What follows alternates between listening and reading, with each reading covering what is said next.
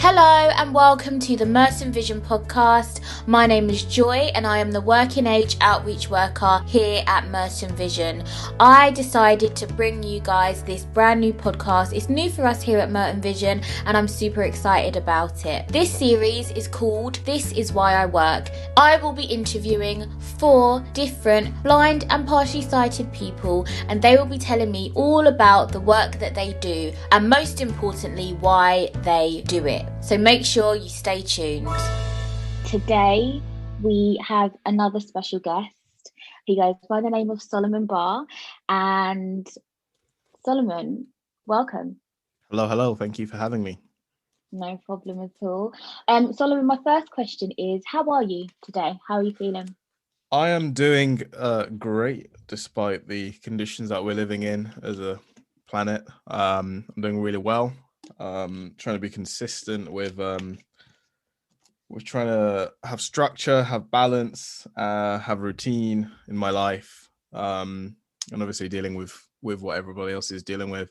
Apart from that, what can you do other than be positive and carry on moving forward? So I'm doing really well, thank you. How about yourself?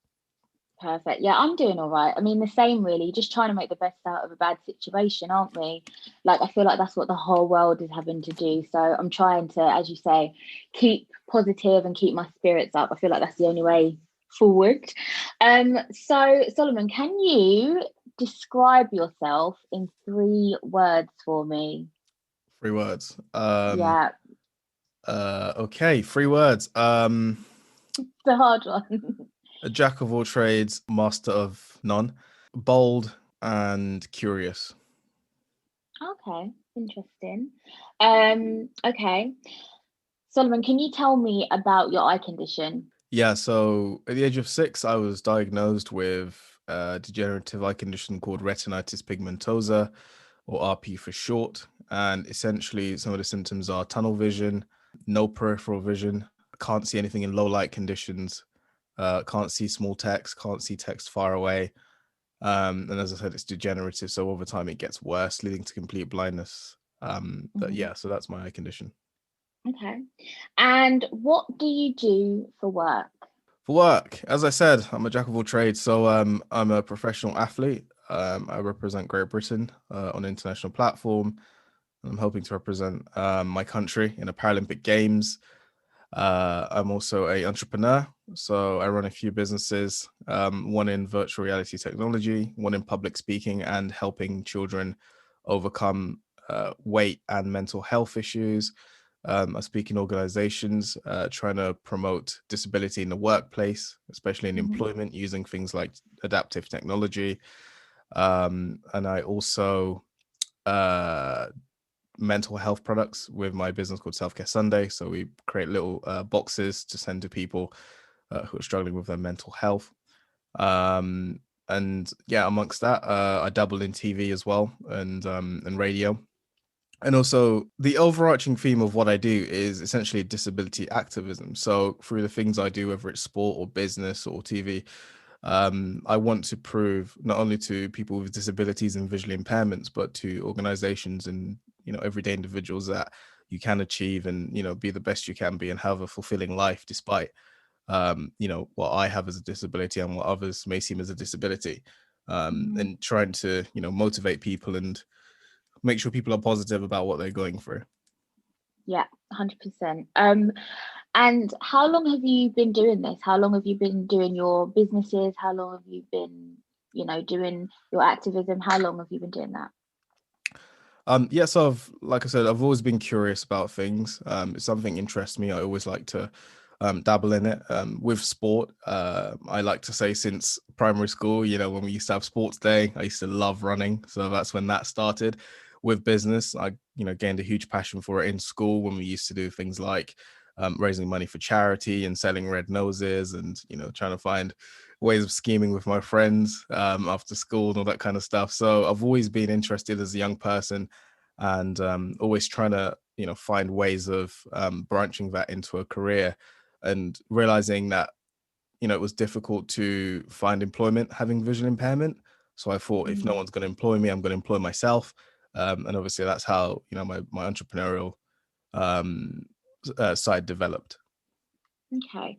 Now, I feel like I know the answer to my next question, but I'm going to ask it anyway, because I feel like it's a little bit different for you because you are self-employed essentially. So you created the work that you do and you kind of, follow through with it. So I guess, yeah, I guess I know the answer to this question, but do you enjoy your job? Do you enjoy doing what you do?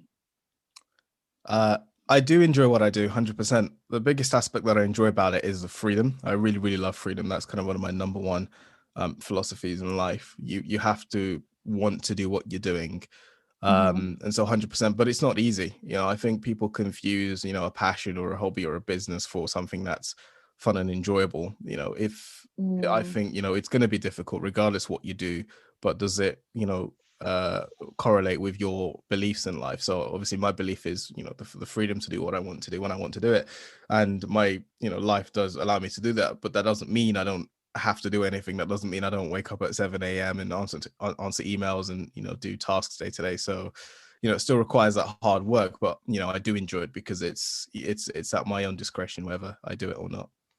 yeah, no, 100%. And yeah, I totally get that. And my next question is, and I guess again, it's kind of different because you are essentially your own employer. But my next question is, what adjustments, if any, has your employer made to your job? So, what adjustments have you had to make, I guess, to your job in order to make it accessible for you? Yeah, 100%. So routine and structure is the biggest one. Hmm.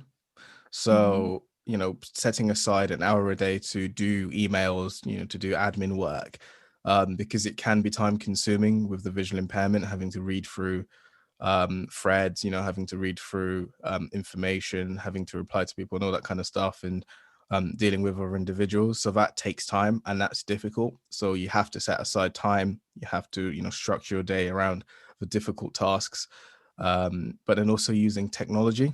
So using Hmm. a lot of voice over applications on Apple products, using Zoom features, and also using individual bits of technology. So I've got something called an Allcam My Eye, which is a camera that attaches to the side of your glasses, and that essentially reads, things to you. So it takes a picture of it and it converts it into OCR, a robotic voice, and that reads out to you. It can, tell you color, it can tell you money. It does facial recognition. So that's one tool I use. Um, I use my cane sometimes when I need it, similar to yourself. I also use other people. I think that's the biggest one. It's important to use people around you, get assistance. It can be annoying for them because you're always like, but what does this say? But what does that Hmm. say? But Yeah, you have to start utilizing the people around you, yeah. whether they are close to you, whether they are, in another place. And there's a, for example, if there's a picture that needs edited and obviously you can't do it because you can't see color, reach out to people and get them to help you make your life more easier. I think it's interesting that you say that because I feel like a lot of people are worried about doing that. I feel like sometimes we get a bit scared to ask people for help, in fear of kind of, like, yeah, I feel like being like a burden kind of springs to mind. I've heard that a lot from friends and things like that. So yeah, I think it's really important that you say that. I think it's definitely a good thing to do to utilize the people around you because this is what we're all here for. Do you know what I mean? We all have strengths and weaknesses, don't we? Mm-hmm. Um, my next question is, how does working make you feel? Um, how does working make me feel? I mean, the work I do now, like I said, I really enjoy it because not only does it give me the freedom to do it when I do it, but also I see a genuine difference in other people. So, for example, with my sport, when I win a race, I see people inspired to take on sport, to take on the Paralympics. When I do a speech, I see people smiles, I see them motivated. When I do something on TV, I see people laughing and me making a fool out of myself. And I think it's great because there's a direct reaction from people, and most of the time Mhm. it's positive. So it really gives me great joy to do that. I mean, the one time I tried to get work, for example, I think I was 16 and I went into Sports Direct. I said, "Hey, I'm an athlete. I know a bit about shoes. Can I work here?" And they gave me a tour and they were like, yeah, you can work if you want to. And just literally like seeing the other employees and getting the vibe of like retail, Mhm. there was a huge dark cloud over me, and I didn't turn up to my first day of work because yeah, I just thought this isn't for me. Like I can already see the issues. You know, a customer wants XYZ, you know, I've got limited vision. I won't be able to see it. I won't be able to get the right sizes. I'll always have to depend on someone else. And it just seemed like, you know, a mess. So the one time I tried to do work, it just seemed near impossible. But like I said, the work I do now, I really, really enjoy it. But also that was a long time ago, so I think a lot of things, I mean, some things would have changed now, and also it's a kind of a case of challenging that, though, challenging the workplace, to kind of make reasonable adjustments as well. That's the thing. I mean, I worked in retail for a little while over like the Christmas period, a few years ago. I worked in Topshop, and yeah, it had its difficulties, but then I found my little space, you know, the changing rooms, the fitting rooms. It was fine, you know, just give them the little tag like how many items, and yeah, so that was okay. But yeah, and it's yeah, I think we have to challenge employers, definitely. Okay, so what advice would you give someone that is visually impaired or blind and looking for work at the moment? What advice would you give them? Yeah, I think touching back on what you've said earlier, finding your strengths and using them. So, you know, with me, I'm really good at using my voice. So I like talking to people a lot of the time. So if I was to go back into retail, I'll probably do something like sales, talking to people and yeah, talking them around the shop and stuff. But I think finding your strengths, what do you like doing? What do you feel comfortable doing? What's your groove? You know, what's first of all, starting with topics and different subjects. You know, do you like music? Do you like sport? Do you like fashion? You know, what's that thing that you always find yourself looking at on your phone? You know, what Instagram accounts do you follow? What YouTubers do you like following? What's the theme? I think once you've found that theme, then you can start looking for jobs within that theme and finding your strengths within that theme. So, you know, you might be into gaming, and you might not be a game developer, but you might be able to do the art, you know, they might be able to do their marketing, you might be able to do their sales, you might be able to do their customer assistance. So there's so many aspects within a career, within a theme that you can do. So finding your strengths, finding the things that you're passionate about, and trying to explore what's out there for you 100%. That's really good advice. And lastly, what advice would you give to employers that are thinking about employing someone with a disability, or maybe haven't yet? What would you say to them? Yeah, so I think to an employer, I'd say that a couple of things. First thing is, it's okay to employ somebody with a disability or a visual impairment. You know, it's not going to be as impossible as you think it is. There is things out there to help both of you and make sure this is a successful collaboration. So whether it's technology, whether it's schemes like access to work, whether it's talking to the individual directly and asking what do you want and what's going to help you do this job efficiently. So communication and finding what's out there. It's not as difficult as you think. It's just one or two things that, you know, other people that don't have a disability may also need. Like someone might have childcare, you know, someone might have mental health issues, and you know, we cater to those kinds of people. So it's okay to, you know, do a few touch-ups here and there to make it possible for an individual with a vision impairment. But also, sorry, I've lost my train of thought there. I've got ADHD. Okay. Second thing I was going to say was, oh, it's left my mind. Sorry, I lost it. It was a good That's point all as right. well. Yeah. Oh, it might come back to you. Yeah. But yeah, no, we was just talking about two employers. What would we say to them? But no, I think that was like really good advice as well, because yeah, again, it's just about being open-minded, really, isn't it? Oh, that was it. Yeah. So another thing that I found personally and around my friends with vision impairments as well is that their work ethic is very strong because, you know, the day-to-day struggles that they face, they build up a lot of resilience, you know, whether it's schoolwork, like we take twice as long to take in information, we take twice as long to do daily activities. So we have this muscle that we've built up over time that allows us to just persist and just be motivated and just do things and get on with it. And so that I think is a huge asset in the workplace. You know, I think to have somebody that despite, you know, a disability can still just, you know, roll their sleeves up and get on with it, is something huge, you know, to have in the workplace, because, you know, they're going to be dedicated and they're not going to give up and they're going to do the best they can in the workplace. So, you know, realizing that they are an asset, not a liability.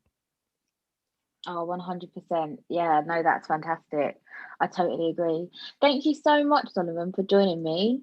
Thank you for having me. I've really enjoyed it. I think it's an important topic, and it's part of my work as well, opening people's eyes, no pun intended, to the possibilities of people with vision impairment. It's like we can be a strong force in the workplace. We can produce a lot of incredible things, given the chance and given the ability, and given the responsibility to be able to do that. So, just give us a chance, and we'll show you, right?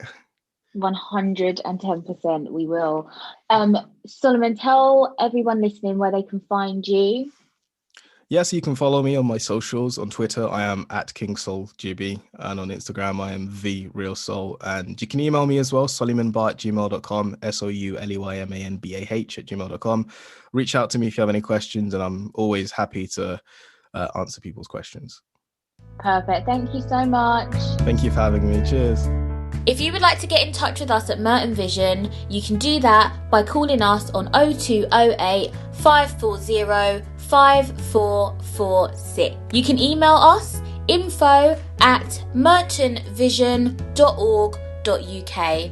Remember, tell everyone you know about the Merton Vision podcast.